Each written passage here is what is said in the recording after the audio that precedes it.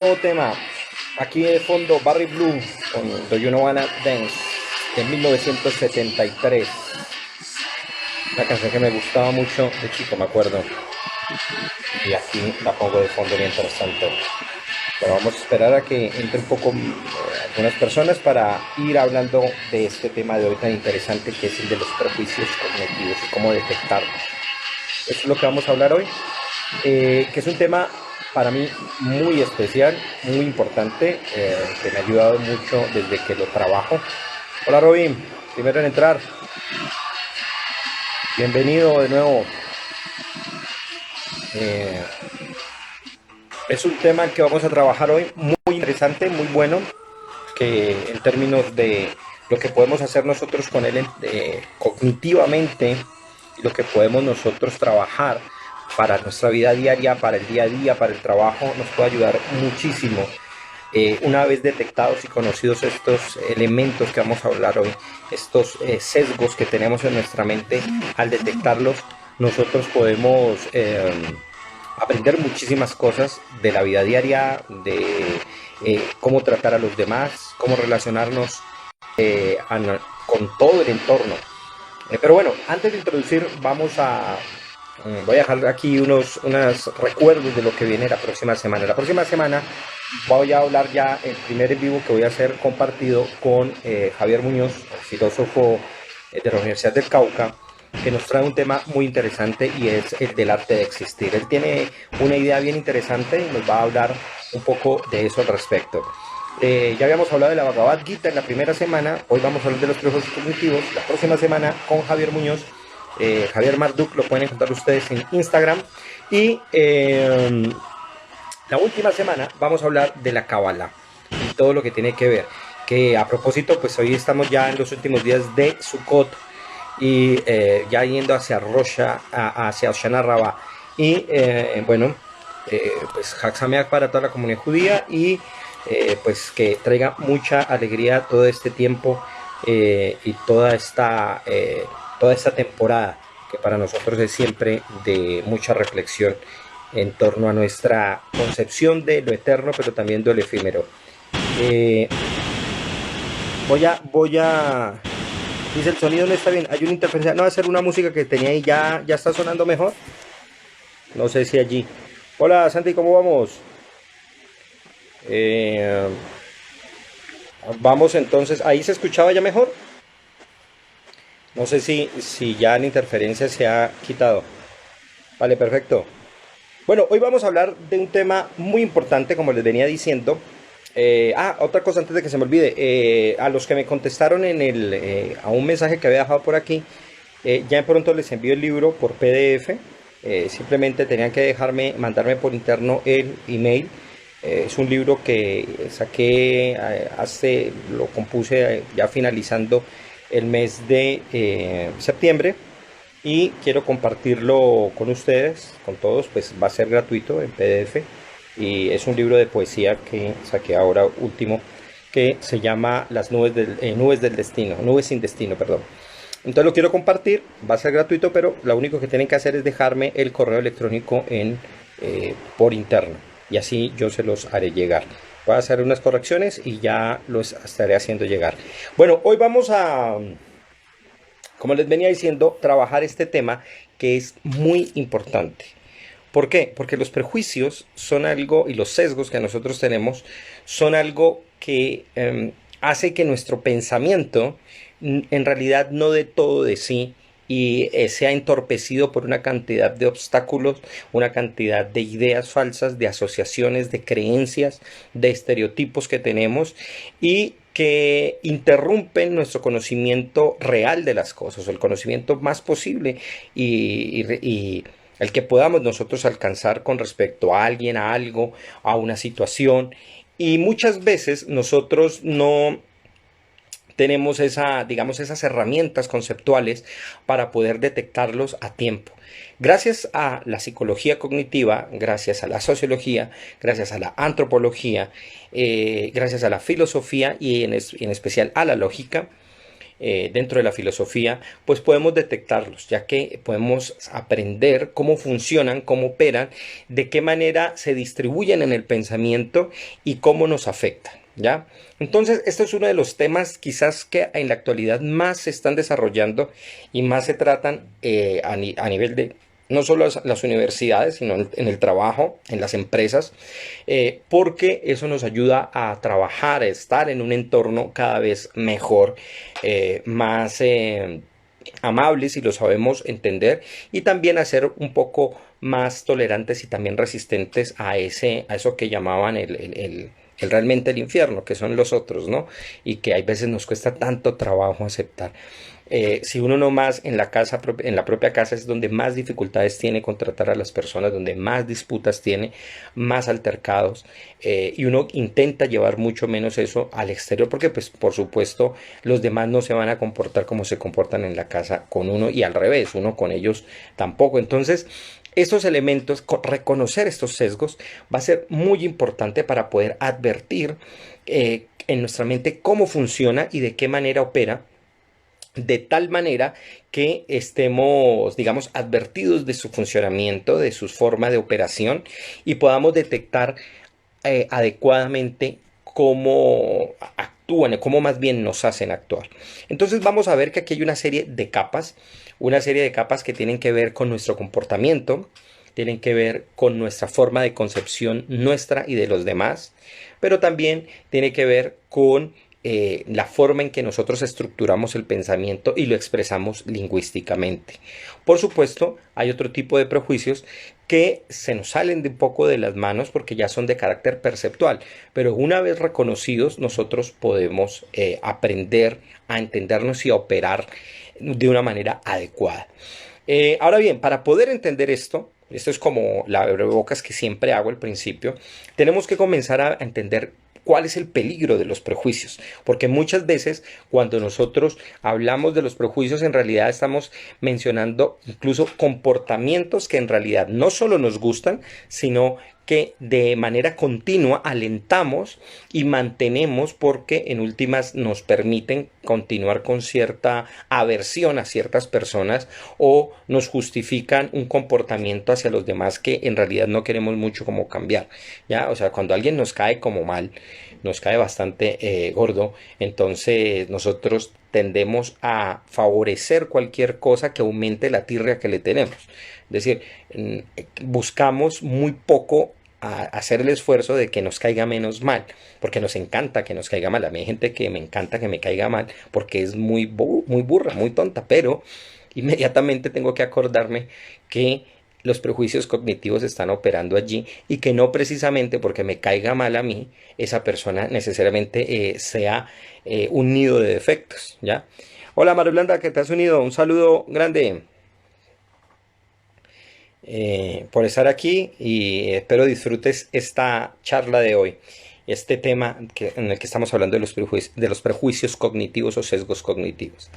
Entonces, sí, exacto. Si nosotros nos cae alguien mal, pues hay veces el esfuerzo es muy grande el que tenemos que hacer, pero eso no lo hace que en otras áreas de la vida esta persona efectivamente conozca, sepa o en realidad pueda aportarle muchísimo, aunque nosotros lo dudemos. Hola Camila, ¿cómo vamos? ¿Cómo va todo?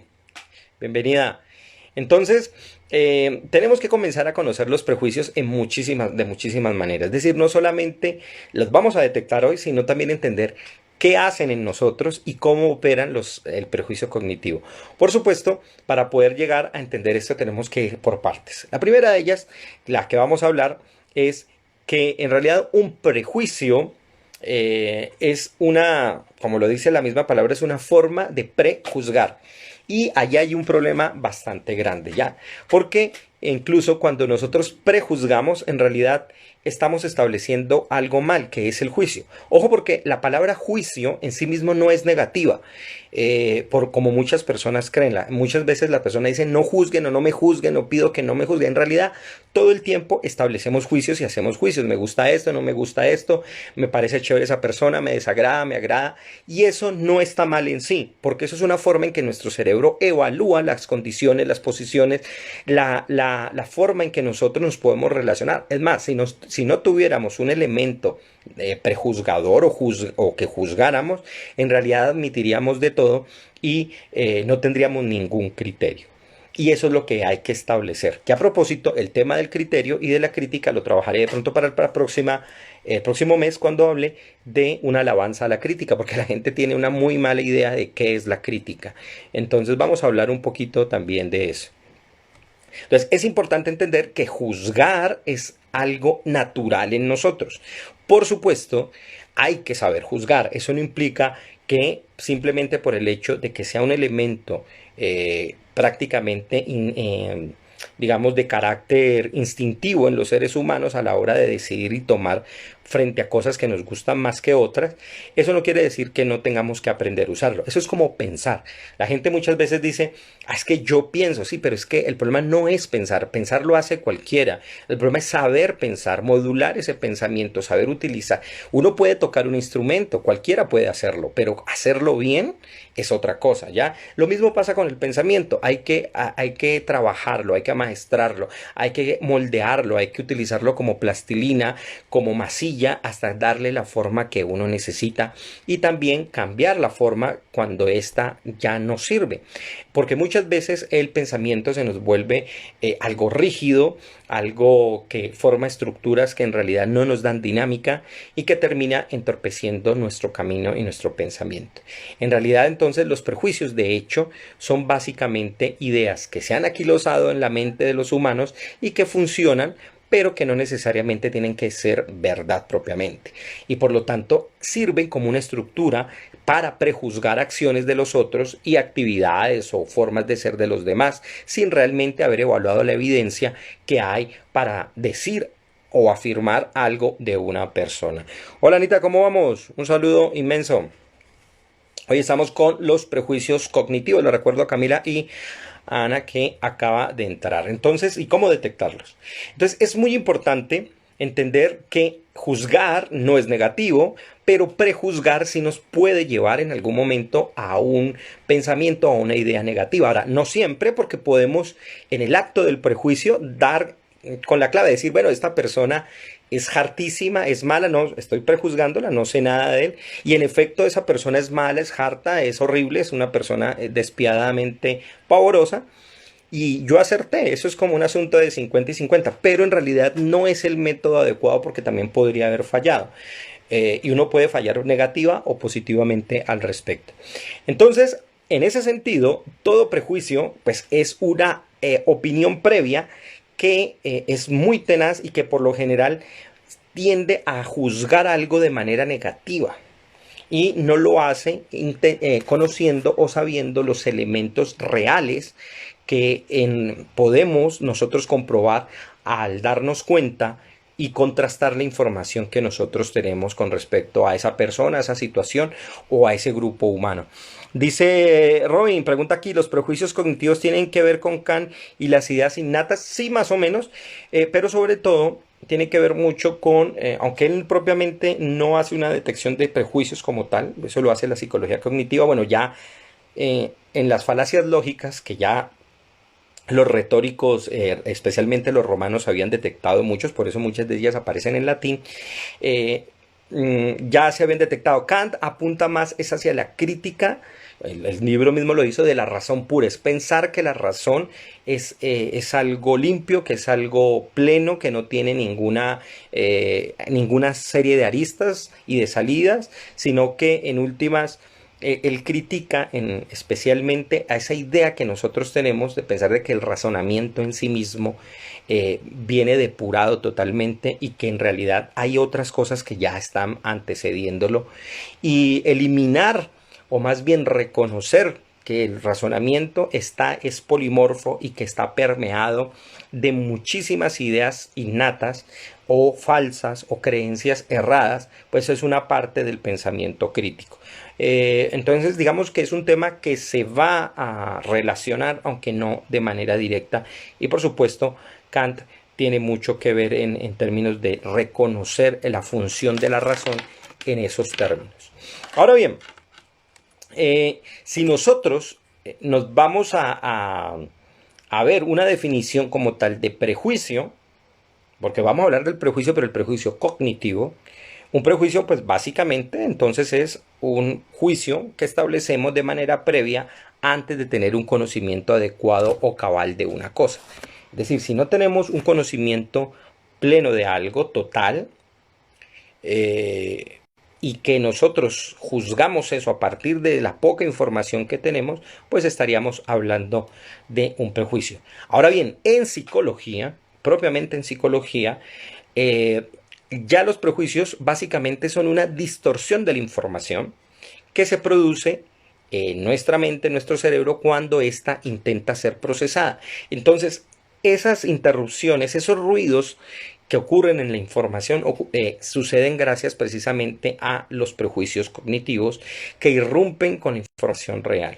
Muchas veces alguien puede estar dando un discurso muy bello y todo, pero algo no nos gusta y ya solo ese detalle que en realidad no le quita nada a los argumentos de la persona nos hace que nosotros digamos, no nos guste y digamos, "Ay, pero es que este señor tiene una nariz muy grande y no me gusta lo que está diciendo". Entonces, le paramos más bolas o le prestamos mucha más atención al hecho de que su nariz nos desagrada y no le prestamos atención a los argumentos que están allá. Además, porque, pues, fácticamente una nariz distractora es mucho más evidente que un argumento, que el cual yo tengo que hacer un proceso de razonamiento muy fino para detectar en realidad qué me está diciendo.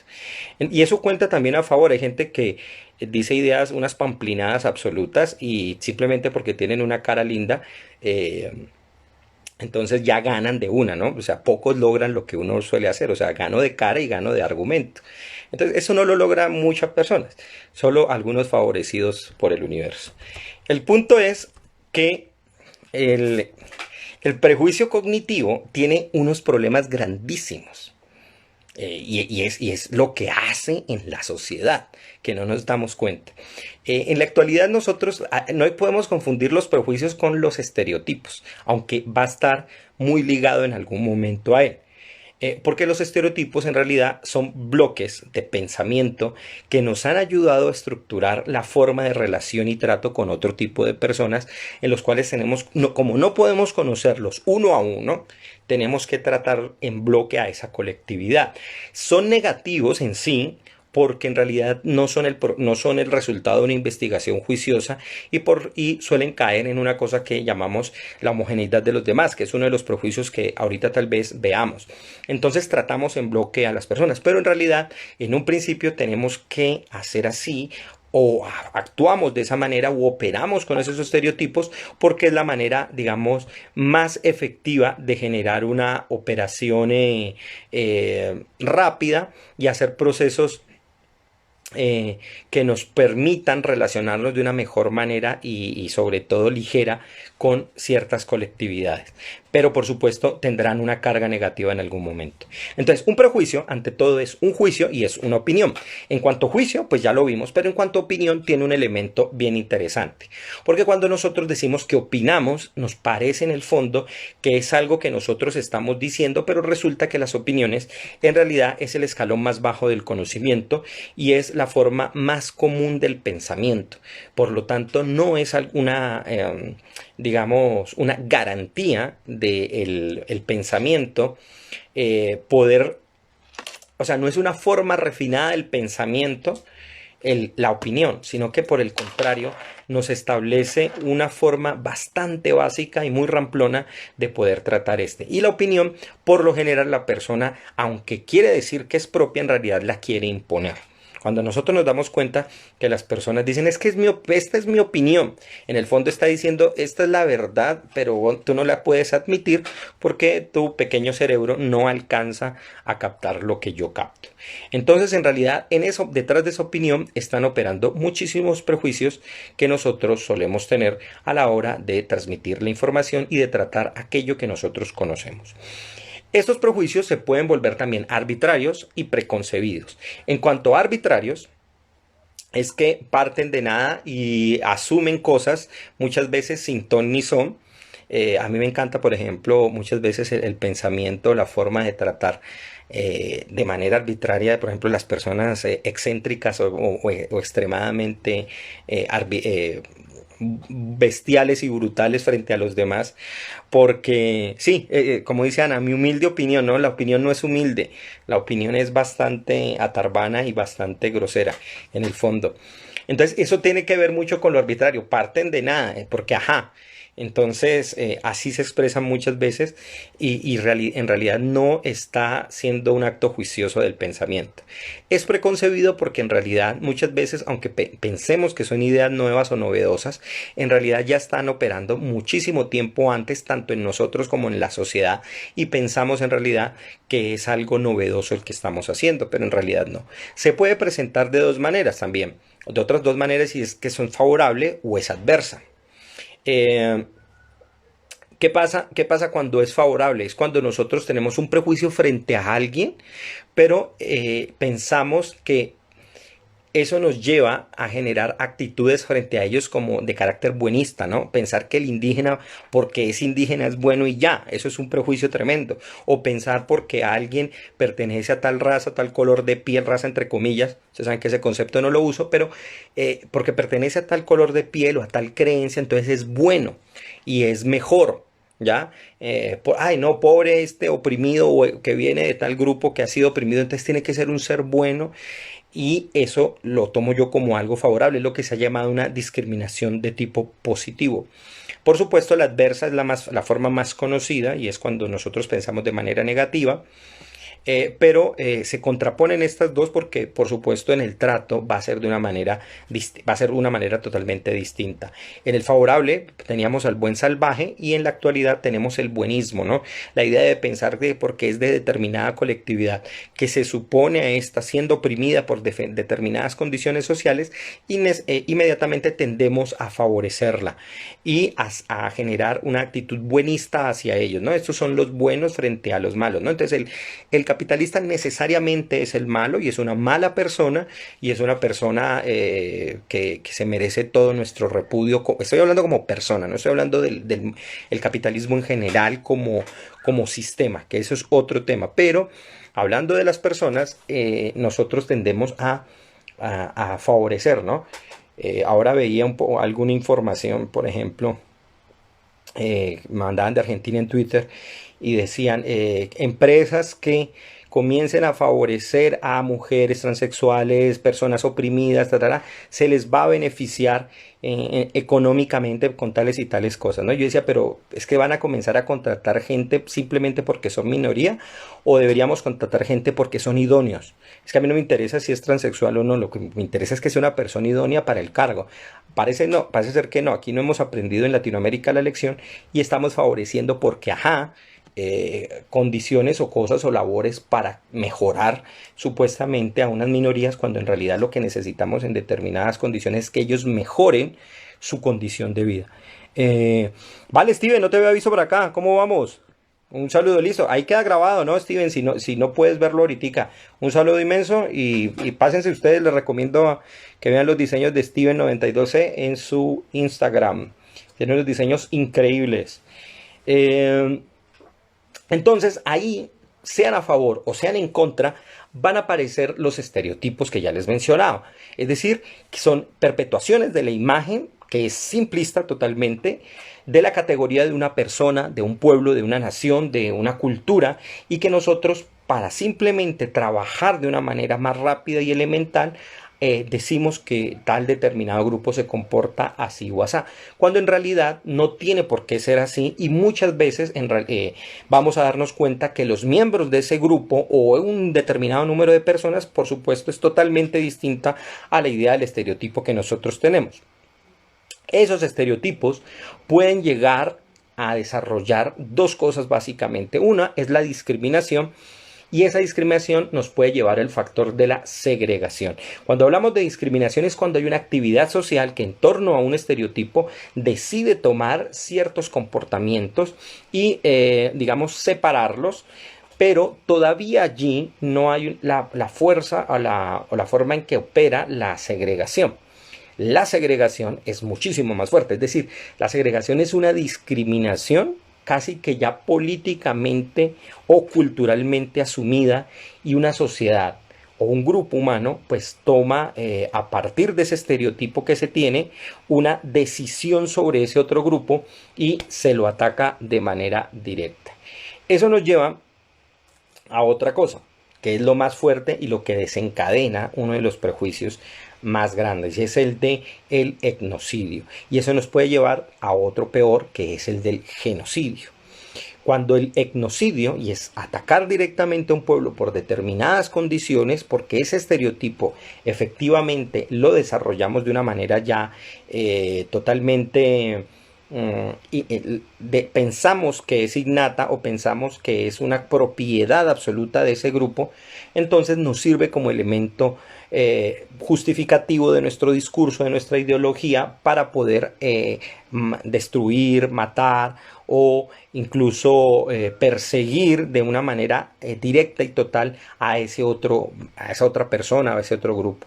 El genocidio ya es más fuerte aún que el etnocidio, porque el genocidio busca es desaparecer por completo y totalmente a este grupo o a ese, digamos que el etnocidio ataca en el tiempo y en la zona y en el lugar donde se encuentra el grupo o el grupo de poder que quiere simplemente separar, quitar o alejar o desaparecer a ese otro movimiento o colectividad que a mí no me gusta. Mientras que el genocidio es aún más fuerte, porque el genocidio es la búsqueda incesante de destrucción de ese otro grupo para desaparecerlo de una manera total. Quizás uno puede darse cuenta, por ejemplo, cómo han sido tratados los kurdos, cómo han sido tratados los armenios y cómo ellos pasaron por unos genocidios muy fuertes al principio del siglo XX y a finales. Pero sin duda el genocidio más fuerte que se dio fue hacia la población judía en Alemania nazi durante la Segunda Guerra Mundial, donde precisamente el prejuicio, si yo lo articulara esto un poco de manera más detenida, obviamente el tiempo aquí no nos da, les mostraría cómo se inicia a partir de un prejuicio muy simple, y esto es una cosa que yo he llamado la cadena factual de efectos producidos por los prejuicios. Se desarrollan y se generan en un ámbito político, militar, y termina volviéndose una expresión fascista de destrucción del otro, que es lo que llamamos nosotros genocidio. Entonces, imagínense lo grave que puede llegar a ser un prejuicio cuando éste no se detecta. Y ojo con ese elemento, porque nosotros podríamos hablar aquí y sería para un tema interesante de trabajar, y sería el humor, los chistes, aunque perderíamos el chiste porque tendría que entrar a explicarlo y creo que ya no tendría mucha gracia el asunto, pero entonces, ¿qué es lo que pasa? Que en los chistes, por ejemplo, nosotros podemos ver implícitos muchísimos prejuicios allí, pero hay un problema cuando nosotros queremos, digamos, ya incluso desterrar ciertos elementos estereotípicos del humor, cuando en realidad el humor opera es por eso. Entonces, ahí hay un tema de debate bastante interesante que se podría dar, pero que por supuesto tendríamos que comenzar a debatir de una manera muy interesante y hablar sobre el humor, los estereotipos y cómo operan los prejuicios allí. Por supuesto, hay cuentos, historias que son directamente racistas, homofóbicas, y esas no tendrían cabida en realidad en una mente que quiera tener un espíritu refinado en el chiste, ¿no? Pero también habría que comenzar a observar muy bien cómo vamos a hacer humor más allá de estos conceptos. Arparomería entró, saludo grande, muy chévere el trabajo que estás haciendo, lo he estado viendo por allí, y todo el trabajo musical que están haciendo con La culpa es de los amigos. Un saludo enorme. Bueno, entonces, ¿qué más pasa con los prejuicios cognitivos? Nosotros podemos comenzar a entenderlos basándonos en algunas características que podemos nosotros entender cómo operan en realidad. Y es que digamos que las llaves que ellos tienen, las llaves que los prejuicios emplean para entrarnos y sabotear nuestra mente, o si ya no están en nuestra mente, desde adentro comenzar a operar y a manejar nuestras ideas, es y yo aquí estoy dándoles incluso una personificación, pero por supuesto estos son procesos mentales internos nuestros que tenemos que comenzar a detectar. Pero ellos básicamente se pueden presentar de tres maneras. Uno, como una idea. Es decir, tengo una idea, pero en realidad no es una idea que uno tenga, sino que ha sido pasada culturalmente, socialmente, lo he oído antes, o por presión y, digamos, influencia de otro grupo o de otras personas. también puede presentarse como un sentimiento y sobre todo, hay un elemento importante aquí, se presenta como una creencia. Y mucho ojo con este último elemento porque quiero explicarlo muy bien. Cuando hablamos de que el prejuicio es una idea, es cuando ese prejuicio, como no lo asumimos de una manera previa, no asumimos que es un sino que es un juicio en sí mismo y pensamos que es una verdad absoluta, entonces, o una verdad que asumimos al menos, esta se expresa como una idea y simplemente nosotros lo decimos como si fuera algo novedoso o por lo menos algo que me surge en el momento en que es necesario. Cuando en realidad, en el fondo, hay algo muy fuerte, está arraigado algo muy antiguo que es de carácter prejuicioso o que por lo menos es falso a la hora de si lo vamos a comparar con la información real. Ahora bien, ¿cuál es el siguiente elemento? Que se puede presentar como un sentimiento. Y esto es algo interesante. ¿Por qué? Porque muchas veces cuando yo he tenido que hablar con personas y trabajar este tema, lo que más me llama la atención es que les cuesta deshacerse de ciertas ideas, es por la carga sentimental que implica eso. ¿Ya? Es decir, muchas personas, cuando yo les he tenido que explicar sobre ciertas ideas que tienen y cuando evidentemente se dan cuenta que son falsas esas ideas, les cuesta trabajo deshacerse de ellas por la sencilla razón de que hay mucho sentimiento atado allí, ya sea por un amor, ya sea por la historia que tienen en torno a eso, ya sea porque han hecho muchas cosas en su vida gracias a ese sentimiento o a una acción que esa idea les dio y han generado un sentimiento muy especial en torno a ello. Y por supuesto eso cuesta mucho trabajo detectarlo como un error. Ahora no quiere decir que, que digamos no, la persona no esté dispuesta a cambiarla, pero cuesta hacerlo y cuesta trabajo esa idea desbloquearla y quitarle un poquito el candado que tiene sobre nosotros. Eso nos lleva al punto y al desarrollo más importante, ¿no? Hablamos de la idea, que es un pensamiento como un poco abstracto ahí, todavía no toca los elementos básicos, después vamos hacia el sentimiento, que ya implicaría más mis emociones, más mi cierto raciocinio al que yo le entrego más mi voluntad, pero partimos aquí y terminamos en el aspecto de la creencia. Y aquí es mucho más profundo este elemento cuando ya el prejuicio se ha arraigado de una manera mucho más fuerte. ¿Por qué? Y es porque las creencias, atención con esto, las creencias cuando hablamos aquí, estamos hablando de modelos, atención, que nosotros creamos mentalmente a fin de satisfacer un deseo. Ojo porque no estoy hablando aquí de doctrinas, ni de dogmas, ni de creencias en términos de fe religiosa. Eso es otro tema. Aunque por supuesto muchas de esas doctrinas religiosas pueden llegar a caer en esta categoría de creencias que yo estoy diciendo aquí. Es más, muchas veces he hablado con ateos y yo les digo, ustedes tienen muchas creencias y muchos dicen que no, cuando en realidad hay una cantidad de creencias que implícitamente tienen y piensan que por el hecho de ser ateos no tienen creencias y eso es falso. ¿Por qué? Porque, vuelvo y lo explico, creencia se debe entender aquí en este contexto del cognitivo y en relación a los prejuicios como un modelo mental que nosotros creamos para satisfacer deseos sobre un hecho que es real o imaginario y en el cual en realidad tenemos una serie, o por lo menos desconocemos mucha información, sino que lo aceptamos como una alternativa a una respuesta racional. Es decir, como no tengo una respuesta racional a eso, en realidad nosotros lo evidenciamos, lo decimos pues, lo enunciamos porque es lo mejor, el mejor modelo que tenemos para dar cuenta de algo. Pero por supuesto, muchas veces estas creencias cuando son contrastadas con la realidad, salen a saltar, salen a brincar porque la evidencia me dice otra cosa, ¿no? Entonces es muy interesante ver cómo estas creencias, que son la forma más fuerte en el que ya el prejuicio se ha arraigado, es difícil de sacarlas de las personas aún con la evidencia que se le presenta. Es decir, muchas veces la evidencia en realidad no es suficiente porque en realidad esa evidencia no le interesa saberla ni conocerla porque la persona ya está arraigada en esa idea. Y al estar así arraigada, pues simplemente no quiere quitársela. Y es así de simple, no quiere salirse de eso.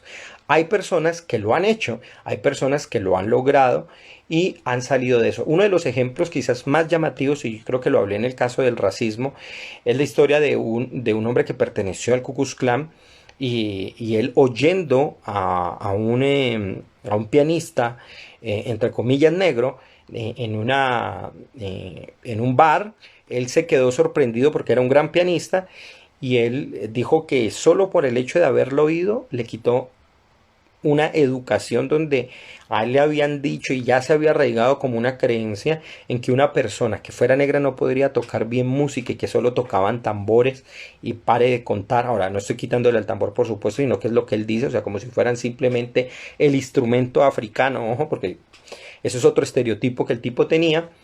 Y él dice que inmediatamente se le salió de la mente todo eso. Entonces, eso es una forma de radical de una persona perder la creencia en algo y perder incluso los sentimientos frente a esa enseñanza, porque no pensemos que esta persona que fue educada por miembros del Ku Klux Klan, ellos podrían ser muy malos como personas frente a ese tema, pero tal vez en el día a día pudieran haber sido buenos padres, aunque tuvieran unas ideas totalmente erradas en respecto a ese otro tema. Entonces, bueno, esos son como los elementos que nosotros podemos ver de la manera que los prejuicios cognitivos están allí. Pero atención, no hay que confundirlos con lo siguiente, porque puede pasar. O sea, alguien puede decir, no, es que esto es un prejuicio, cuando en realidad no lo es. ¿Y por qué no lo es? Porque estamos hablando o de supuestos básicos, de principios de sentido común, de ideas innatas y de axiomas. 4 cosas con las cuales no hay que confundir a los prejuicios cognitivos. ¿Y por qué? Porque no por el hecho de que algo anteceda en nuestra mente o que algo esté operando con previa condición cognitiva o previo conocimiento a algo, necesariamente, atención, es un prejuicio. ¿Y por qué no?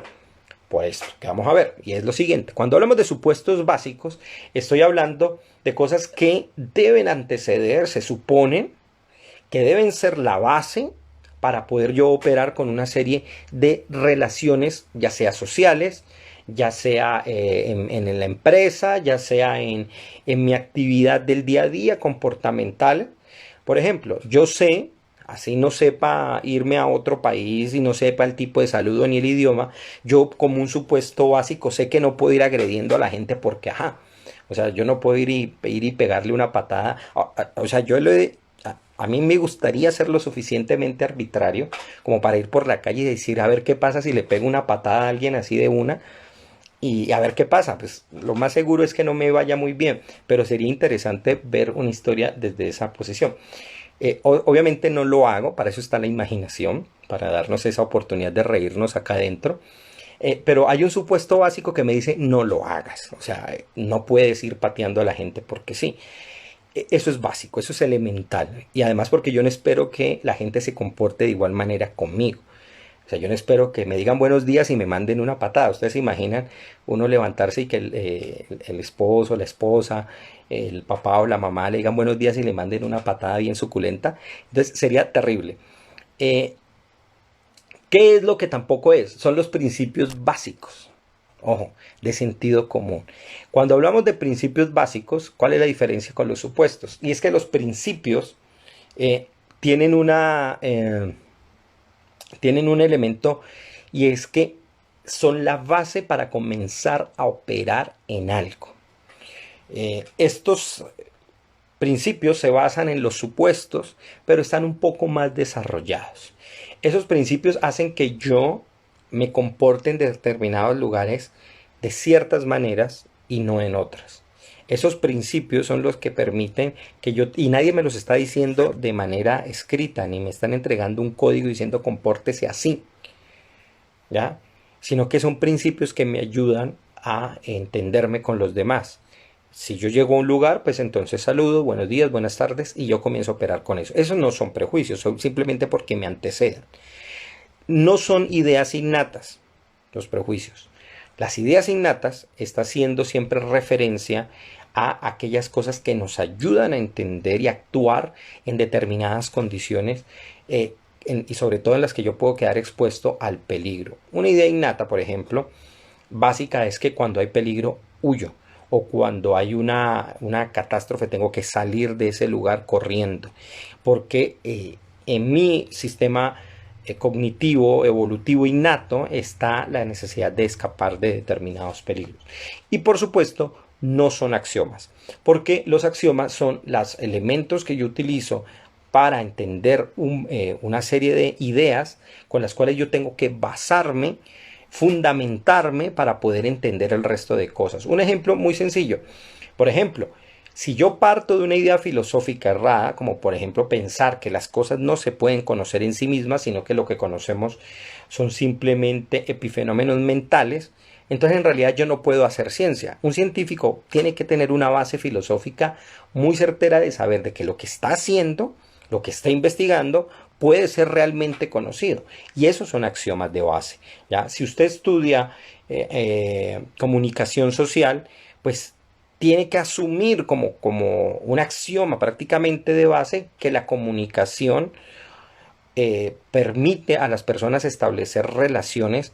No digo si sean buenas o malas, pero la comunicación es lo que me permite generar vínculos sociales. Si yo no pienso así, pues apague y vámonos, porque entonces ¿de qué tipo de comunicación social estamos hablando? Ahora bien, hay dos elementos más antes de introducir los prejuicios como tal y que vamos a ver exactamente cuáles son esos prejuicios. Y es que éticamente hay dos elementos, el ético y el científico, en términos de los prejuicios. Y es que éticamente los prejuicios es mejor evitarlos. Pero atención, en términos científicos en realidad no son reprobables como tal, porque a la ciencia no le interesa condenar o determinar si son buenos o malos en sí, sino saber cómo operan y cómo reconocerlos, de tal manera que podamos nosotros evidenciarlos y por supuesto catalogarlos y darnos cuenta qué tan frecuentes son en la actividad humana. Entonces veámoslo con esos dos puntos. Ahora bien, eso nos va a llevar, y eso es lo que estoy aquí resumiendo por supuesto, a trabajar estos prejuicios cognitivos, y vamos a ver tres tipos de prejuicios cognitivos en tres momentos que han tenido cada uno su desarrollo histórico y sus propias ciencias que se han dedicado al estudio o que por lo menos los han detectado de alguna manera para hacerlos evidentes. Y por supuesto desde aquí es donde voy a sacar o voy a tomar los ejemplos que me ayudarán a determinar o a hacerles conocer dónde están y que por supuesto lo más importante nos ayudarán a detectarlos. Entonces vamos a ver por un lado en el primer momento las predisposiciones de tipo conductual. Y cuando hablamos de predisposiciones de tipo conductual me refiero al orden comportamental y actitudinal que ciertos prejuicios causan en nosotros. Hay unos de carácter perceptual y hay otros de carácter tergiversativo, como les llamo yo, es decir, que ellos mismos tergiversan la información y hace que la transformemos sin darnos cuenta o sin ser muy juiciosos en este trabajo de transformación. El segundo momento tiene que ver con los prejuicios de carácter social y estos son de orden atributivo y comportamental con respecto a los otros. Es decir, el primero es mi conducta frente al resto del mundo y el segundo es la forma en que yo veo al resto de las personas. Y utilizo el yo aquí como un elemento que por supuesto es referencial a cada uno de ustedes, porque eso es lo que hacemos los seres humanos, pues pensarlo cada uno es de nosotros, pero en realidad está siendo operativo al resto. Y el tercer elemento tiene que ver con las falacias lógicas, que ya son de orden lógico, filosófico e intelectual, y sobre todo en la manera en que se organiza la información cuando la estructuramos en un orden o una concatenación en la formación de oraciones y estructuración del pensamiento. Entonces, en ese sentido, la primera de ellas, las predisposiciones conductuales, tienen que ver muchísimo con la psicología cognitiva. La segunda, los prejuicios sociales, tienen que ver mucho, que ya son de orden atributivo, tienen que ver con la antropología y con la sociología. Mientras que las falacias lógicas, como lo dice su nombre, tienen que ver muchísimo con la filosofía y en especial con una rama de ella que es la lógica. Entonces ahí vamos viendo tres formas pues de ir catalogando estos prejuicios cognitivos que nos hacen entender muy bien cómo entender todo eso, porque son una cantidad. De hecho, esto muchas veces en un curso yo lo trabajaba en comunicación social y básicamente este tema lo trabajaba casi en 2 clases para poder desarrollar muy despacio el tema. Aquí voy yendo como el rayo, por supuesto. Entonces, vamos a hablar de la primera parte que son las predisposiciones conductuales. Pero bueno, quiero a ver si hay preguntas por allí, si hay alguien que tenga todavía un interés para poder, y espero que esto haya quedado un poco claro. Y a veces puede ser difícil o extraño o raro, entonces es bueno preguntar en estos casos. Y si hasta el momento se ha escuchado bien, se ha entendido y nosotros podemos, digamos, entender y comprender muy bien este tema.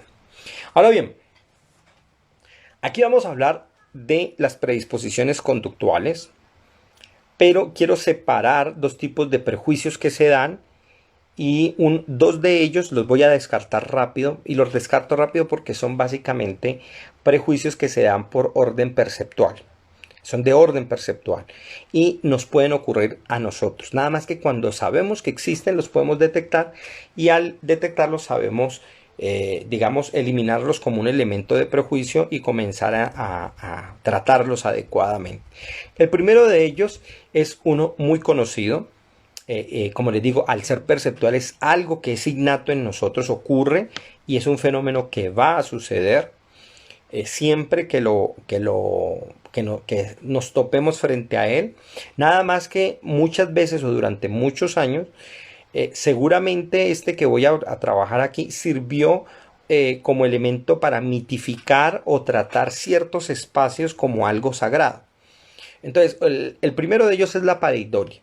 ¿Y qué es una pareidolia? La pareidolia es una confusión perceptual debido a un orden totalmente natural de nosotros asociar instintivamente ciertas marcas que nosotros vemos en una pared, en unas nubes, en cualquier forma donde algo esté impreso, que son marcas aleatorias, pero que nosotros de manera natural tendemos a reconocer en ellos expresiones faciales u objetos comunes y pensamos o asumimos que tienen la forma de. Entonces veo una nube y pienso que tiene una forma de conejo, de corazón, se me parece al mapa de un país, se me parece a un animal, se me parece a lo que yo quiera imaginar allí. Pero, por supuesto, hay un parecido porque hay un rasgo esencial, nosotros podríamos decir en términos en términos de la semiótica, hay un elemento icónico que es el que me permite a mí reconocer digamos, esa parte y al reconocerla yo, al tomarla como tal, la puedo reproducir en mi mente y asociarla con una idea o con una cosa que yo ya conozca previamente. Entonces, las pareidolias, por supuesto, se descartan, son perceptuales. Sin embargo, durante muchos años, durante siglos, fueron causas de comportamientos al sacralizar cosas, montañas, ríos, especialmente rocas, que les veíamos la cara de algo parecido a un dios, a un diablo, a lo que fuera, y le atribuíamos cierto poder. Y el otro elemento que es muy común y que hasta el día de hoy sirve para muchos malos entendidos, pero que también es de carácter perceptual, son las apofenias, que son las ilusiones en serie. ¿Y qué son las apofenias como tal? Son las tendencias naturales en las que nosotros tendemos a asociar con cierto significado una serie de patrones o serie que son inevitablemente deben aparecer cuando hay un listado demasiado largo. Es decir, veo una cadena de cosas, entonces yo comienzo a asociar hasta que me parece ver un patrón que está allí, cuando en realidad no es que el patrón esté en eso, sino que es mi forma de asociar las cosas y de generar una ilusión en serie por mi tendencia natural a generar significados. Esto es lo que suele pasar en este tipo de ideas que hay en torno a las teorías de conspiración, donde ven una serie de signos en todo lado o piensan o asocian una serie de acontecimientos y pegan esos acontecimientos en un relato superior que en realidad no está allí, sino que es construido a partir de esa ilusión en serie que se gesta por el reconocimiento de cierta narratividad. Dice Robin, ¿podrías poner más ejemplos? Me gustaría el ejemplo del COVID-19, que hace que haya muchas personas que crean en la conspiración, o sea, ¿qué prejuicios cognitivos los afectan? Muy buena pregunta. Ahí hay algo bien interesante y en realidad se están conjugando muchísimos prejuicios cognitivos a la hora de no asumir, por ejemplo, la realidad de esta situación. Y una es esa precisamente. Y es que, digamos, nosotros estamos en una sociedad que en realidad somos demasiado excesivamente cómodos, todos, incluyéndome, ¿no? O sea, estamos en esa realidad. Y es que pensamos que ponernos un tapabocas ya es quitarnos la libertad más grande. Porque hay un condicionamiento y una preferencia sobre nuestra comodidad. Ojo, comodidad que no digo que sea mala en sí, no estoy hablando de que sea malo ni negativo eso, sino que como no nos han tocado muchísimas condiciones históricas similares o peores que esta, entonces tendemos a asumirlo con cierta debilidad y con falta de criterio. Con el caso del COVID específicamente, las conspiraciones se han dado porque precisamente las teorías de conspiración tienden a tener un factor pseudohistórico. La gente ha olvidado muchísimo la historia, lee muy poco de historia y no se da cuenta, como lo comenté yo en los primeros videos que hice aquí, en los primeros live. Lo primero que comentaba es que nosotros los seres humanos hay por lo menos históricamente, sin hablar las no históricas, las que no están registradas, hay por lo menos 39 grandes pandemias que le han ocurrido a la humanidad. Entonces nosotros preferimos atribuirle eso a ciertas fuerzas, llámense divinas, llámense humanas, llámense reptilianas, pero el punto es que nosotros queremos dar una explicación que a mí me da cuenta, pero que en realidad no da cuenta de la realidad. ¿Por qué? Porque la realidad para mí es algo manipulado. Entonces vamos a ver que hay una serie de prejuicios que están en realidad allí actuando, que se arraiga muchísimo y sobre todo hay un prejuicio que no está aquí en la lista, pero que yo he llamado, creo que lo mencioné en otra parte, un prejuicio de ciencia, y es pensar, exigirle a la ciencia en algunos momentos respuestas, pero cuando esas respuestas que da no son de mi agrado, entonces descarto la solución que la ciencia planteó. Entonces hay una relación ambigua con, con el científico en sí, así como tenemos relaciones ambiguas con el periodista o como hay una relación ambigua con la policía, por ejemplo, que también se le exige, y es cierto que hay que exigirle en unas cosas, pero también en otras, cuando está ausente esa cosa, pues demandamos de ella cierta colaboración que se supone debería dar, y es en efecto, debería darse, pero nosotros manejamos esas ambigüedades. Con respecto al COVID, tiene que ver mucho más con la necesidad de explicar las cosas y en realidad en lugar de asumir las condiciones que hay. Es decir, preferimos pensar que alguien tiene el control de todo a tomar la verdadera posición, y es que el mundo es una confusión, que hay una cantidad de cretinos que son nuestros mandatarios, y nosotros preferimos pensar que ellos en realidad están detrás de un complot, que son grandes personas, lo saben, pero que nos lo ocultan, porque en últimas es una forma, y vamos a verlo, de la llamada ilusión de control. Es decir, mientras otro humano tenga el control, también yo algún momento lo puedo tener, cuando en realidad la verdad es que pues, la forma, o al menos la verdad más próxima, es que esto es un caballo desbocado y esto va para el barranco, de la manera en que los seres humanos lo estamos haciendo, y que por un lado, ahora, eso también puede ser una creencia mía. Habría que ver la evidencia y darnos cuenta de realidad si eso es así o no. Bueno, saludo a Jenny que va entrando, o ya entró, sino que no le había saludado, un saludo enorme. Ya te he visto varias veces por aquí y qué bueno que te gusten los jueves temáticos de aquí en Pablo y sus mundos. Bueno, entonces vamos a ver, Robin, está pendiente porque vamos a ver algunos y vamos a ver si allí están esos fenómenos. Entonces ya hablamos de la apofenia y hablamos de la pareidolia. Vamos a hablar de otra serie de prejuicios. Veamos este que es muy particular y yo creo que a todos nos ha pasado en algún momento y es el efecto Kensho. El efecto Kensho, sí, hola, buenas noches, qué bueno que estés por acá, Jenny. El efecto Kensho dice básicamente la definición que es una predisposición que nosotros tenemos a tener que contradecir ideas o formulaciones que otra persona hace y que nosotros le decimos esa idea es mala solo por el hecho de que no simpatizamos con ella. Entonces, es decir, me cae mal, todo lo que diga está mal, cuando eso no tiene por qué ser así. Hay personas que a uno le caen mal, pero efectivamente tienen buenas ideas. Ahora, puedes tener buenas ideas y uno dice, no, seguramente la robó, o seguramente es de otra persona, o no es original. Bueno, eso es otro asunto, pero tendemos a no atribuirle algo bueno a esa persona. Yo veo mucho, por ejemplo, hay veces de lado y lado en estas discusiones políticas que hay aquí en Colombia, que gente se la carga porque sí a Petro, ¿no? Entonces cualquier cosa que hace, llámalo, ¿ya? Cualquier idea, y no se dan cuenta si hay buenas ideas allí o no.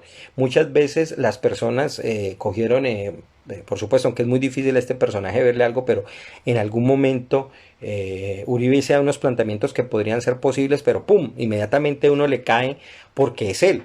Entonces, no siempre un pensamiento de una persona, por más adversa o distinta que nos pueda parecer, necesariamente tiene que ser malo por ser esa persona. Ese es un parte del efecto Kensho. Y eso en el día a día nosotros lo vemos. Me cae mal esta mujer, me cae mal este tipo, sus ideas son malas y ya. Cuando en realidad pueden ser buenas cosas o buenas ideas o en realidad sí esté haciendo un gran aporte. Yo recuerdo un compañero de universidad que se iba peleando mucho con un profesor y al final lo más paradójico es que su trabajo de grado se iba a parecer mucho a lo que este profesor le podía ayudar y él no quería acceder a la ayuda de este profesor simplemente porque le caía mal. Y algunos profesores le decían, no, es que tienes que acceder a que él te explique algunas cosas. Y fue muy difícil, por supuesto, porque ya había unos conflictos bastante fuertes ahí. Entonces, ese es el efecto Kensho, no se olviden de él.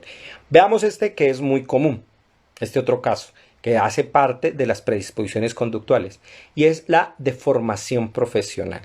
Y es que es esa tendencia a mirar las cosas de acuerdo a las convenciones de nuestra propia profesión, olvidando que hay puntos de vista muchísimo más amplios.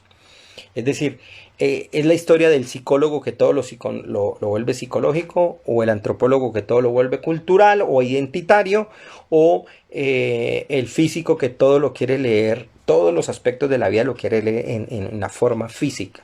Resulta que la deformación profesional es esa manera en que nosotros, a partir de la formación que tenemos como de nuestra profesión, hacemos una lectura total a todos los ámbitos de la vida.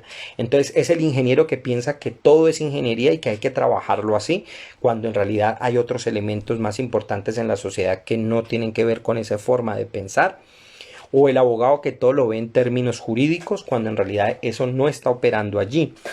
En ese sentido, por eso es que uno de los elementos que más ha ayudado a evitar este prejuicio es la llamada interdisciplinaridad, multidisciplinaridad y todo este tipo de cosas, porque sabemos que tenemos que trabajar con otras profesiones para poder establecer y llegar a una verdad mucho más grande.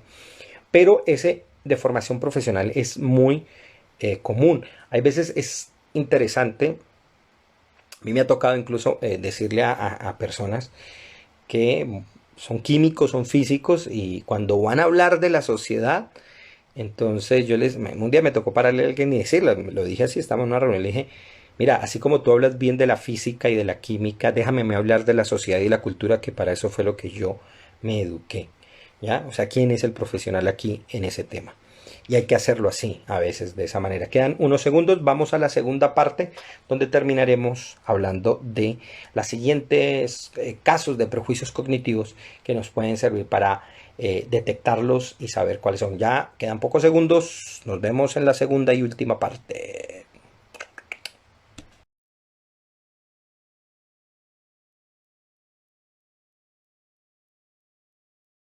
Está de fondo.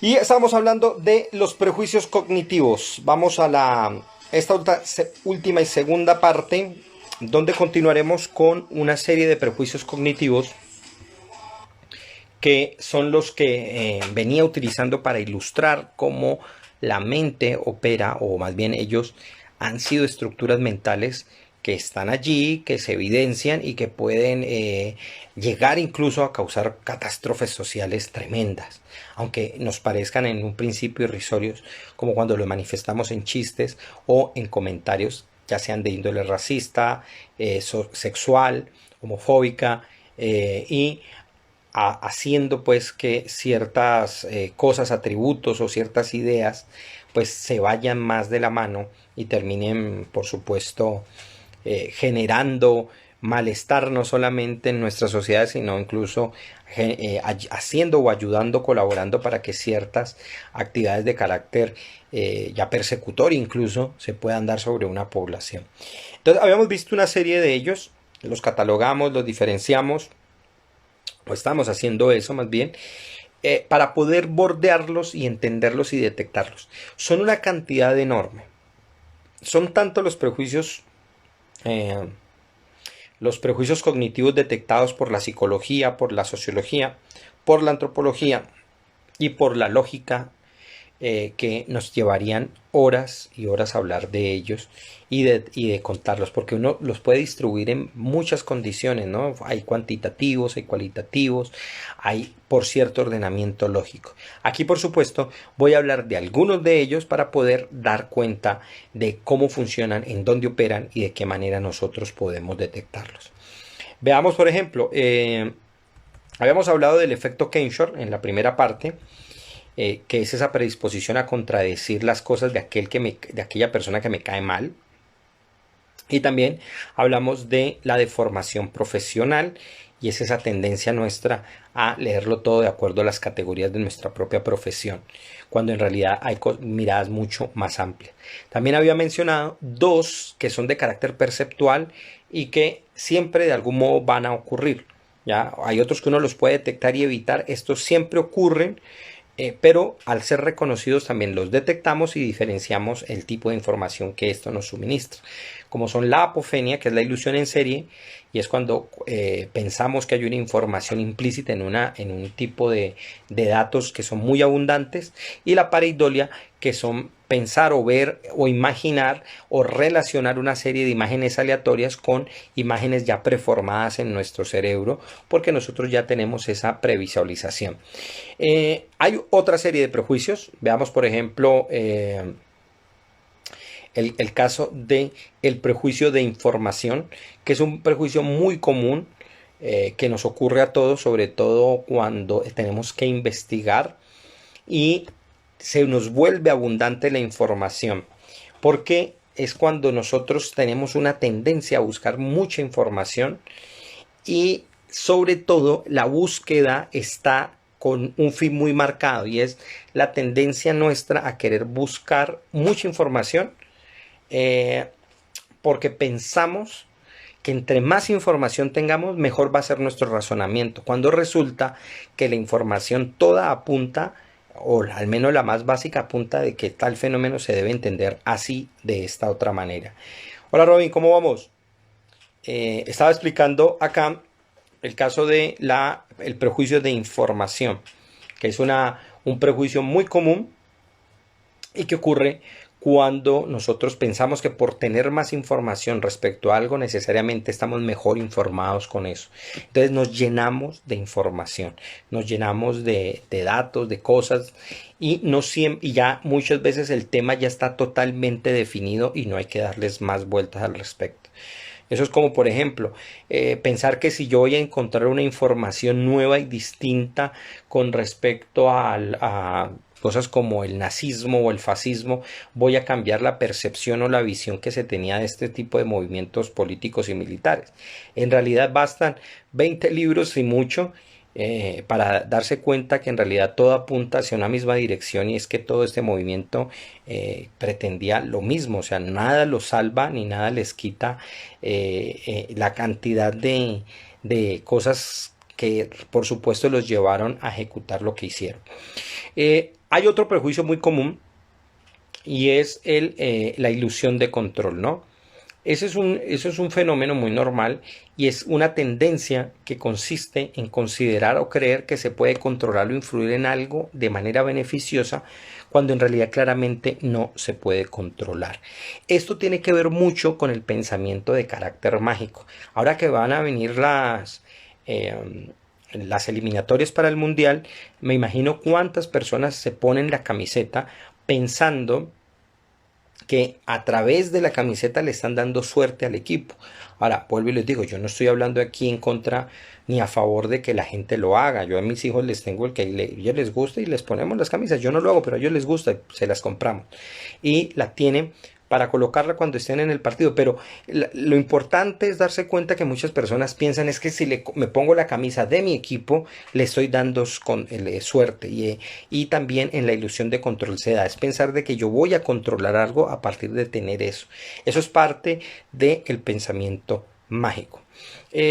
Hay otro de los prejuicios que nosotros podemos ver muy común es el de el falso consenso. Y que lo voy a dar, hola de nuevo Anita, en relación a otro que es el de la percepción selectiva o que tiene que ver con el instinto de manada. ¿Y por qué los cuento a la par estos dos prejuicios? Porque en realidad son las dos caras de una misma moneda. En cuanto a la percepción selectiva, es esa idea de pensar que las cosas yo las hago o creo en ellas por el hecho de que muchas otras personas hacen o creen esas cosas. Como lo decían los abuelos, ¿para dónde va Vicente? Para dónde va la gente. Así se resume esta percepción selectiva o este instinto de manada, en el que yo pienso o considero que algo es cierto porque todo el mundo cree que eso es cierto. Tiene su contraparte en el llamado falso consenso, y es esa creencia de pensar, que es la opuesta, que porque la mayoría lo hace, necesariamente eso es un error. Es decir, eso lo hace el populacho, eso lo hace el pueblo, eso entonces debe estar errado. A todo el mundo le gusta eso, entonces eso está mal. Eso también es otro error, porque en verdad lo cierto, lo falso, lo verdadero de algo no se determina si es por muchos o por pocos. Ahora, por lo general, aunque la gente no lo crea, y aquí hay un libro muy interesante que se llama 100 mejor que uno, que lo recomiendo, donde se demuestra que en realidad la masa o la cantidad de personas nos pueden ayudar a determinar realmente qué es verdad. No por el hecho de que la masa misma diga que algo es cierto, sino porque como hay más probabilidad de que haya mucha gente operando sobre un campo de conocimiento, pues mucho más lo logren los muchos que los pocos en frente a un tema, porque hay más gente desarrollando esas investigaciones, averiguando sobre eso, dándonos la información cierta. Entonces, esas van en conjunto, pero tienen que ver mucho con nuestra forma de comportamiento. Hay otro de los sesgos muy comunes de esta, que es el de sesgo de disconformidad. Y es la tendencia nuestra a revisar críticamente aquella información que contradice nuestras creencias, pero aceptar sin criterio alguno toda información que esté en contra de nosotros. Que es congruente con nosotros. Es decir, cuando la información es contraria a mis creencias, entonces yo la examino y le saco todas las posibilidades para descartarla y la examino con total fiabilidad. O sea, quiero darle y determinarla completamente. Pero si esa información viene de un partidario nuestro, viene de alguien que cree lo mismo que nosotros, entonces le dejamos seguir, sin saber en realidad qué hay allí, sin saber si efectivamente se ha examinado bien esa información y se puede determinar como cierta. Una de las, por ejemplo, esto se ha visto muchísimo, hola, no, Jenny, esto se ha visto muchísimo en las revistas de ciencia, porque lo escribió fulanito de tal, entonces es cierto, sígalo, y este es científico y se le conoce de vieja data, entonces se pasan muchos artículos y se publican. Y entonces no se hace el examen debido. Pero si es una propuesta de alguien que piensa totalmente contrario a mí, entonces le buscamos la quinta pata al gato, pues, para poder sacarle algo y determinar que algo no es como a nosotros nos gusta. Esto es muy común, por ejemplo, en el ámbito político, donde cuestionamos a nuestro oponente totalmente en todos los aspectos, pero a aquel que está a favor de nosotros simplemente le pasamos todos sus defectos y todas sus cosas. Esto es otro, pues, muy común. Hay uno muy importante que nosotros podemos también entender, que es contraparte de este, el de disconformidad, y es el sesgo de confirmación, y es la tendencia a buscar o interpretar información de modo que confirme nuestras propias creencias. Un saludo a Gareth Movimiento. ¡Chum! Va entrando muy chévere el trabajo que están haciendo artístico y de recopilar toda la información, y de gente que está haciendo muchas cosas en el ámbito del arte desde Medellín, y un saludo acá desde Popayán a ustedes allá en Medellín que están haciendo este trabajo. Busquen en la página, les recomiendo para que vean muchos artistas de lo que están haciendo aquí en Instagram. Veamos entonces el caso que les decía, el sesgo de confirmación. El sesgo de confirmación, entonces, nosotros buscamos aquella información que está a nuestro favor y que es la que nos da cuenta a nosotros. Eso es una cosa muy común en investigación. Todos en algún momento caemos en eso. Entonces evitamos la información contraria, no la tenemos en cuenta, las objeciones, las famosas, hay que dejar siempre un capítulo para las objeciones, y solo asumimos aquella que nos es favorable. Esto es un problema sí, quizás no grave, pero puede llevar a consecuencias muy diferentes y que tal vez no sean las óptimas a la hora de determinar algo, porque yo necesito ver todos esos casos en los que precisamente aquello que yo estoy postulando pues no se cumple, y cómo voy a contestar yo a eso, ¿ya? Para finalizar voy a contar uno más de los conductuales para pasar a los otros dos, porque nos quedaría muy poco tiempo y tampoco quiero cansarlos. Y es el efecto del sujeto expectante. Este es importante porque también pasa mucho en investigación, y es un sesgo cognitivo que ocurre cuando una persona espera un resultado determinado y por consiguiente manipula de manera inconsciente los datos de esa experiencia o de ese experimento. Es decir, como yo creo que esto es lo que debe ser, entonces yo transformo, transfiguro, manipulo, ojo, eso sí, inconscientemente, esa información, y la acomodo de tal manera que esté de acuerdo con aquello que yo creo. Y eso es importante entenderlo. También se da de otra manera el efecto del sujeto expectante.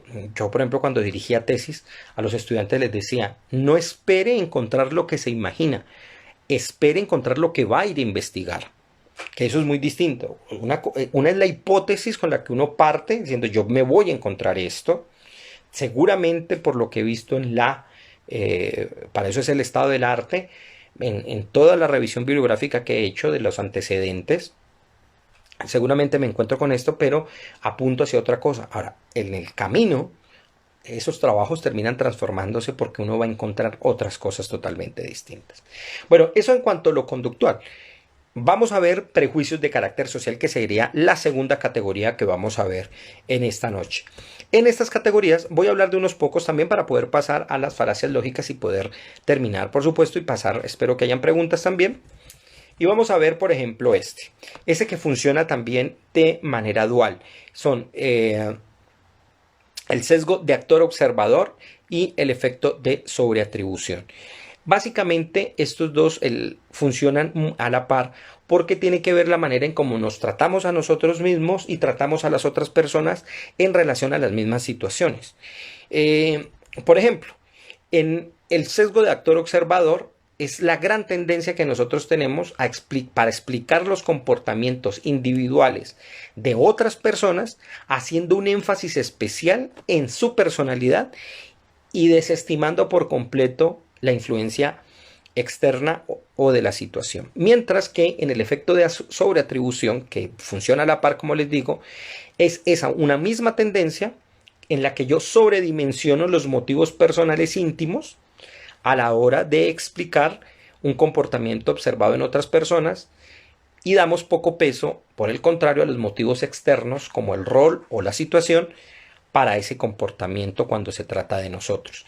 Un ejemplo muy sencillo para que nos quedemos, que esto quede claro. Por ejemplo, cuando frente a una misma situación, yo tengo que enfrentarme a eso, mi tendencia es a juzgarme a mí mismo de una manera bondadosa, buena, cuando hay un éxito, de una manera distinta, cuando hay éxito y cuando hay un fracaso. Por ejemplo, si frente a una misma situación y yo tengo éxito, generalmente tiendo a juzgarme que ese éxito se dio gracias a una cualidad personal intrínseca en mí. Entonces es porque soy muy buen jugador, porque soy muy inteligente, porque yo tengo bondad, porque soy característicamente fuerte.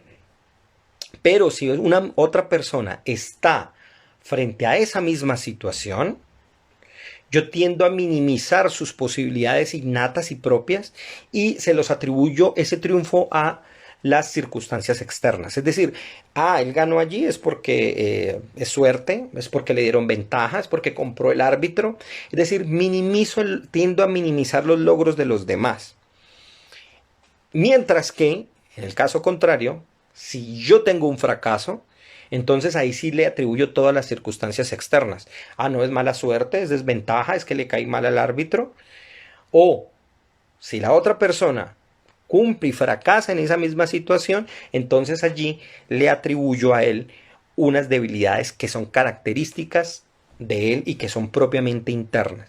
Es decir, es que este es mal jugador porque no tiene carácter, no es fuerte, no es inteligente, él es un bruto total o una bruta total. Es decir, nosotros nos juzgamos de una manera no solo muy blanda a veces, sino que frente a esas mismas situaciones nosotros condenamos mucho más fácil a los demás. Este caso fue, digamos, corroborado, o más bien ya se había, aunque ya se había detectado, pero lo ilustra más bien un caso que se dio en Estados Unidos cuando tomaron a unos expresidiarios y y les pusieron a juzgar penas. Y resulta que por lo general las personas tienden a ser muchísimo más duros que la misma ley a la hora de condenar a otras personas, en especial cuando se trata de determinar qué juicio deberían llevar sobre situaciones que ellos mismos vivieron, es decir, que le toca juzgar casos parecidos por el cual a ellos, estas personas estaban en la cárcel. Entonces, cuando les ponían a juzgar casos distintos, ellos le explicaban por qué la condena y qué hacía que llevaran ese castigo. Y cuando los llevaban a un caso similar, particularmente eran muchísimo más duro que el juicio normal que a ellos les había tocado. Y cuando les cuestionaban, pero ¿por qué ustedes los condenan tan duro si ese es el mismo caso suyo? Ellos decían, no, es que en mi caso fue distinto. Es decir, en realidad no había distinción, pero cada uno tiende a favorecer ciertas condiciones propias pensando que son mejores. A veces veía gente muy sentimental en películas que me decían, bueno, y pasó esto con tal personaje y decía alguien como esculpando al personaje, ay, pero es que él mató por amor, y yo lo miraba así con cara de, pues es que le digo yo, pero es que por amor han hecho los mayores crímenes de la humanidad, ¿ya? Han hecho y la gente hace unas cosas terribles en nombre del amor, porque lo vemos, entre otras cosas, un tema buenísimo también para tratar el endiosamiento del amor. Y lo hemos hecho de tal manera que pensamos que por eso podemos hacer todo tipo de cosas. Entonces nos favorecemos en esas situaciones. Veamos otro caso. Espero que este haya quedado claro, ¿no? Este prejuicio de carácter social. Y ya vemos por qué es social, ¿no? Y es el caso del efecto Forer. Y es el de cuando nosotros damos es una tendencia muy natural a dar una aceptación y tendemos a sentir y a confirmar todas aquellas definiciones o descripciones que hacen de nosotros cuando éstas están hechas a la medida y al gusto específico de nosotros. Eso es lo que pasa con la lectura del tarot, lo que pasa a veces con los horóscopos, lo que pasa con estos jueguitos que le ponían a uno en el colegio, que le decían a uno, párese adelante y le dicen le tenían que decir a uno las cosas buenas, las características buenas que uno tenía. Y uno era feliz, ¿no? Diciendo, sí, usted le decía, no, no es que él es amable, él es chévere, y no, bien, bien, bien, o sea, los miraba bien a sus compañeros. Pero inmediatamente volteaban la torta y le decían a uno que era malo, que era harto, que era antipático, inmediatamente uno los miraba con cara de odio total. Porque nosotros tendemos a sentir y a favorecer aquellas cosas que de acuerdo a a nuestro propio ideario. Entonces, hoy te va a ir bien, oye, tú eres una persona muy amable. Todos le decimos a eso que sí, porque nosotros no nos queremos ver como lo contrario. Cuando en realidad, pues, cuando uno va a ver, en realidad es muy harto, ¿no? O sea, yo aquí aparento de chévere, pero el que me conoce sabe que soy odiosísimo. Y soy muy harto. Eso es un ejemplo, por ejemplo. Hay otro caso, que es el prejuicio de etiquetación. Ese es muy común. Y eso es una de las características. Eso es lo que muchas veces la gente confunde con estereotipos. Los prejuicios de etiquetación son una suerte de ideas culturales que nosotros producimos en el que damos etiquetas a las personas y generamos diferenciaciones para hacer visibles a cierto grupo de personas describiéndolos de tal manera que pensamos que ellos deben tener una habilidad física, cultural propia, que es de ellos y que en realidad no tiene por qué existir. Es decir, pensamos en un japonés y pensamos que un japonés necesariamente tiene que aprender karate. ¿Ya? Eso no tiene por qué ser así. Eso es un prejuicio de etiquetación. Muchos japoneses no saben karate, no saben artes marciales, pero como esa es la idea que nos han transmitido, entonces ponemos esa etiqueta sobre ellos. O pensamos que porque es italiano entonces sabe hacer pizza. Y eso tampoco es así. No todos los italianos saben hacer pizza, pero nuestras etiquetas sociales hacen que nosotros pensemos en que ellos tienen que responder a eso porque se supone que es. Entonces, yo veía, hay veces cosas muy tristes donde una muchacha quería sacar a un pelado y el pelado era tremendo, guapo, negro, así grandote, y el tipo, vamos a bailar salsa. Y él le decía, no, no sé bailar salsa. Y le decían, pues que usted no es negro entonces. Eso es una mentira, o sea, eso es una falacia total, porque eso no es una condición del ser entre comillas negro, o sea, no tiene por qué saberlo, ¿ya? Más si no le gusta. Sería tal vez raro porque de pronto en ciertos ámbitos culturales de ciertas poblaciones es lo común que ocurra, pero no es así. ¿Ya? Hay personas negras de todas las condiciones, de todos los lugares del mundo y no necesariamente tienen que saber bailar salsa. Entonces es una etiquetación, ¿ya? Eso es como, no sé, o sea, porque me ven el rostro pensar que yo soy inteligente porque, ajá, y eso no tiene por qué ser así. Puedo ser perfectamente bruto en otras condiciones. Veamos este que es parecido y es el prejuicio de homogeneidad de los demás. Y es cuando nosotros como individuos percibimos a otro grupo social o a nuestro propio grupo social, perdón, como más variado y diferente y rico en expresiones y contrastes que a los pertenecientes de otro grupo, a los cuales nosotros consideramos de carácter homogéneo. Es decir, otro grupo social que no es el nuestro, los tratamos en masa, pero nosotros somos variados, somos distintos, sabemos hacer de todo.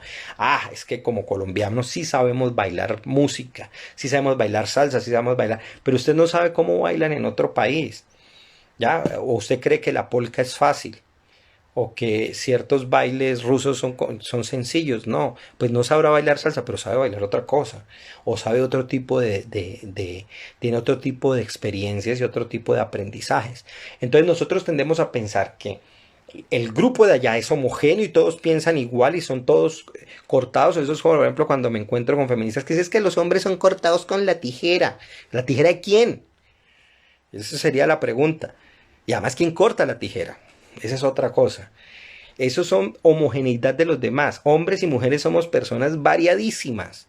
Nosotros no podemos decir las mujeres son así, porque las mujeres son muchas y tienen variedad de comportamientos. Por supuesto, hay patrones sobre los que nosotros nos podemos basar para determinar ciertos grados de comportamiento afín en un gran número o en un número grande al menos de cierto número de individuos con el cuales podemos hacer una aproximación muy certera seguramente, mientras más definido tengamos y entre más se acerte eso, pero nosotros no podemos pensar que ese otro movimiento es una sola cosa, ¿ya? Como cuando, bueno, en fin, puede dar muchos ejemplos, pero lo voy a dejar para cuando hablemos en la otra, tal vez el próximo mes, sobre 15 cuestionamientos que le tengo al feminismo. Podemos dar unos casos bien interesantes allí.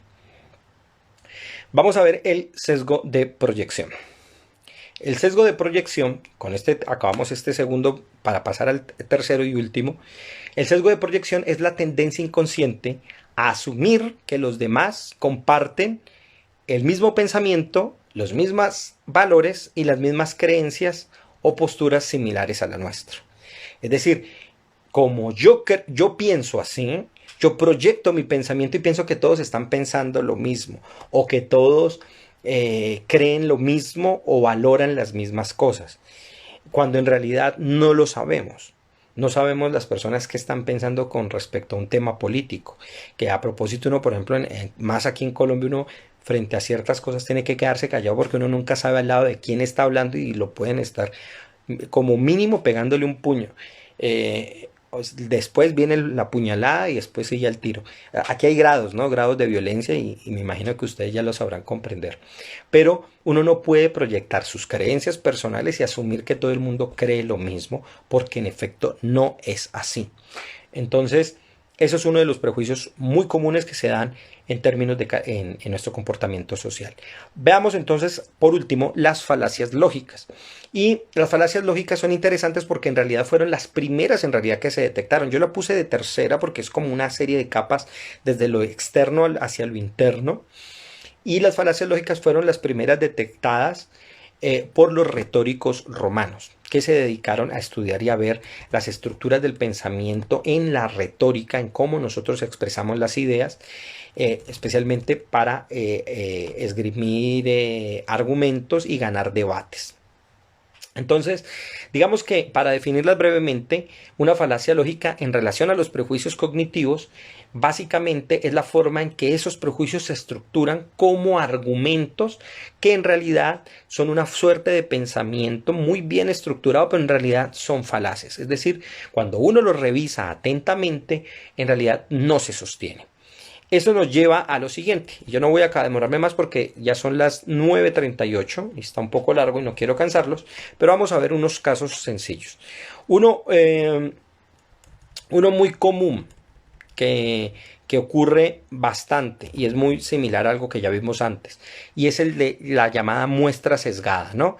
Y es cuando nosotros consideramos como típica de una población una pequeña parte de algo que ha sido tomada y juzgamos a partir de esa pequeña parte todo el conjunto. Tiene que ver con otra serie de prejuicios, como les digo, pero por ejemplo, la muestra sesgada se da cuando alguien dice a todos les gustó la película. Cuando uno va a descubrir quiénes son todos, evidentemente vamos a ver a los fanáticos, a los amigos, a ciertos sondeos, a la industria que produjo la película y que manda a hacer escritos específicos para ella, para que a fin de que la gente crea en esas lecturas y esas críticas y la vaya a ver con esos ojos y por lo tanto reproduzca lo que la crítica dijo y no tanto la película en sí, sino que ya vaya con una idea a verse esa película, y eso es una muestra sesgada, decir algo a partir de una pequeña muestra y generalizarlo hacia los demás. Veamos otro caso. Este es muy común. Y es el de la circularidad entre la causa y el efecto. Y esta es muy buena sobre todo para aquellos que se están graduando y quieren comenzar a conseguir trabajo, ¿no? La circularidad entre causa y el efecto es básicamente cuando una consecuencia de un determinado fenómeno es también llamada a ser la causa principal que produce a ese fenómeno. Entonces, un ejemplo sencillo es el de cara gano yo, cruz pierdes tú. En última se está perdiendo por los dos lados porque hay una circularidad en ese racionamiento. Pero lo pueden ver sobre todo en esta frase que ustedes, los que han pedido trabajo por primera vez y no tienen mayor experiencia, tienen que haberla sufrido, ¿no? Y aquí viene una cosa loquísima. Y es, no se puede trabajar sin experiencia, pero tampoco se puede adquirir experiencia sin trabajar. Dicen, consiga experiencia, sí, pero si no consigo el trabajo, entonces ¿cómo consigo la experiencia? En últimas, allí hay una circularidad que no permite de forma sencilla salir de ella, por supuesto. Falacia del francotirador. Es cuando la información que no tiene relación alguna es interpretada, manipulada o maquillada hasta que parezca tener algún sentido. Esta es muy común, es decir, podríamos tomar un video, cortar pedazos y hacerme decir una cosa totalmente distinta a lo que yo dije aquí, porque los editores son expertos en eso. La falacia del francotirador es precisamente por la imagen, es disparar y hacer parecer que usted le dio a la diana, le pegó simplemente porque pinta después la diana después del lugar donde usted ha pegado, dispara y luego pinta la diana y dice ahí acerté. Entonces usted transforma la información desdibujando por completo eso. Esa es otra de las falacias más comunes. Otro muy común es el argumentum ad baculum, que es el argumento por la fuerza, que básicamente es tomar la coacción, a amenazar al otro como un elemento para asumir o justificar esa creencia o ese argumento. Si no crees en esto, te castigo. Si no, por ejemplo, la más común, no es que tú tienes que creer en Dios porque si no te vas al infierno. Es decir, la gente le pesaba más la creencia en el infierno que en la de mismo Dios. Solo de pensar, les daba miedo solo de pensar en el castigo. Y vamos con esta última, que es muy común, sobre todo en los ámbitos políticos que quieren volverse la Corea del centro de todo, es decir, no quieren estar ni aquí ni allá, terminan cayendo en la falacia del punto medio. Y es que es cuando se genera, al asumir esta falacia del punto medio, que necesariamente una conclusión es válida si ésta encuentra un compromiso entre dos puntos de vista extremos. Es decir, como hay dos puntos de vista y usted no quiere estar con ninguno de los dos, entonces quiere hacer algo acomodaticio cuando en realidad no se puede hacer algo acomodaticio allí. Necesariamente hay que tomar una postura. Por supuesto, no siempre hay que pelear. Eso estoy de acuerdo y no siempre hay que terminar todo en una discusión. Pero hay instantes en la vida política donde se le lleva a uno a tomar una decisión con respecto a algo y tiene que tomar un partido. Ya, ahora, eso tampoco indica que uno deba tomar siempre el mismo partido, ni tampoco irse hacia el otro simplemente por no estar a favor de este o en un aspecto de este. Pero no podemos caer en la falacia de hacer componendas a mansalva, a la brava, cuando en realidad no tiene ninguna